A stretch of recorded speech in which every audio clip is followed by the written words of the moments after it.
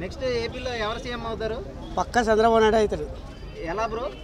ఎందుకంటే ఇప్పుడున్న సిచ్యువేషన్లో ఆయన ఒక సీనియర్ పర్సన్ ఉన్నారు కాబట్టి కంపల్సరీ ఆంధ్రప్రదేశ్కి ఒక సీనియర్ పర్సన్ కావాలి. ఎందుకంటే ఈ 5 సంవత్సరాలు ఏం అభివృద్ధి లేదు. పథకాలు అయితే పెట్టింది కానీ అది ఎవరికి కావాలి? ఎవరికైనా యూజ్ అవుతాయి? అస్సలు యూజ్ అవ్వవు. వచ్చే కంపెనీలు కూడా ఈ 5 సంవత్సరాలు వెళ్ళిపోయినాయి. కియో కంపెనీలు లేపేశారు. అమరాజ్ ఆ కంపెనీ కూడా వెళ్ళిపోయింది.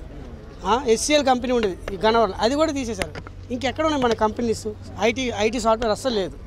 ఈ టైంలో మనకు కంపల్సరీ కావాల్సింది చంద్రబాబు రావాలి. ఎందుకంటే బాగుందనట్లేదు ఉంది. ప్రజలకి ఏంటంటే ఇప్పుడు హైదరాబాద్లో మొత్తం నిరుద్యోగులు ఉన్నారు. ఎందుకంటే శ్రీకాకుళం డిస్ట్రిక్ట్ చాలామంది నిరుద్యోగులు ఇక్కడికి వచ్చి ఉంటున్నారు. వాళ్ళు ఎందుకు వచ్చేస్తున్నారంటే జాబులు లేక, ఇక్కడ ఒక్క జాబులు లేక ఇక్కడ వచ్చేస్తున్నారు. చాలా ఫేస్ అవుతున్నారు ప్రాబ్లమ్స్తో. అంటే ఇప్పుడు సంక్షేమ పథకాలు ఇచ్చి ప్రజల్ని సోమరిపోతులు అది అయితే బద్దకిష్టం చేసాం. ఇప్పుడు వాలంటీర్ పోస్ట్ అంటున్నారు. 5,000 యూజ్ ఎవరికి సరిపోతుంది? 5,000 నాకు చెప్పండి. 5,000తో ఎవరు బతకలేదు. ఈ రోజుల్లో 90 డేస్లో ఎలా ఉందంటే 5,000తో ఎవ్వరు సాటిస్ఫై అవ్వలేరు నాకు తెలిసి. కానీ 5,000తో ఈ వాలంటీర్ వ్యవస్థ ఇవన్నీ వేస్ట్. జగన్ చూసుకున్నట్టయితే 175 వస్తాయన్నారు. అది అనుకోవడం తప్ప ఈసారి అయితే రాదు. ఒక టైంలో అయితే వచ్చింది కానీ ఇప్పుడైతే ఏం రాదు. మనం చూసుకున్నట్టయితే మీది శ్రీకాకుళం అంటున్నారు, రాజమంటున్నారు. ఎంపీ రామ్మోహన్ నాయుడు గారు ఒక ఎంపీ సీట్ ఆయన ఒకటే గెలిచారు. అవును, పనితీరు ఎలా ఉంటుంది అక్కడ? ఆయనకి ఏంటంటే తండ్రి తగ్గట్టు కొడుకు అంటారు. కింజరాపు ఎర్రన్నాయుడు కొడుకు అంటారు.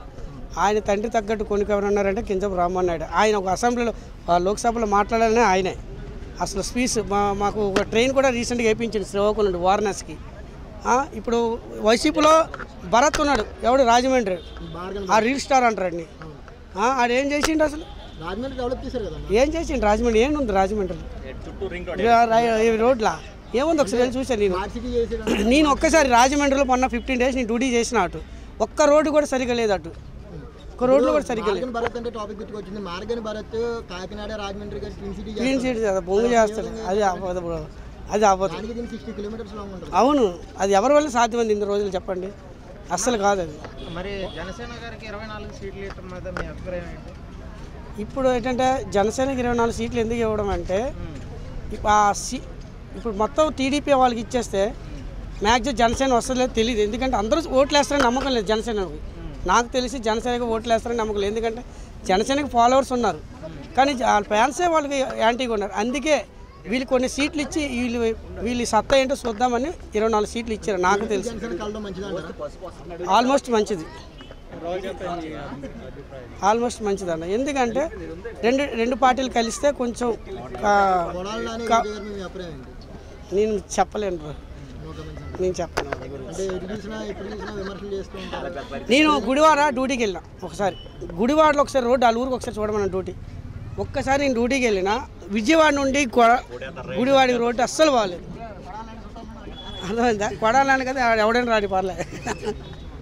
మనం చూసుకున్నట్టయితే రోజా కానీ గుడివాడ అమర్నాథ్ కానీ అపోనెంట్ పార్టీలు ఎప్పుడు జరుగుతూ ఉంటారు. అవును, ఇప్పుడు వీళ్ళిద్దరికి కనీసం అసలు వీళ్ళకి భిక్ష పెట్టింది ఎవరండి? టీడీపీ పార్టీయే. ఈ రోజా కానీ ఈ కొడాల నాని గారు పెట్టింది రోజా కానీ టీడీపీ భిక్ష పెట్టింది.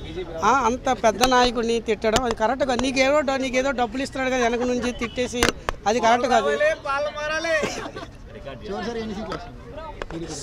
సీట్లు నాకు తెలియదు ఎన్ని వస్తాయని చెప్పలేదు. ఒక 100 వస్తాయి అనుకుంటున్నాను. గవర్నమెంట్ ఫామ్ చేస్తుంది కంపల్సరీ.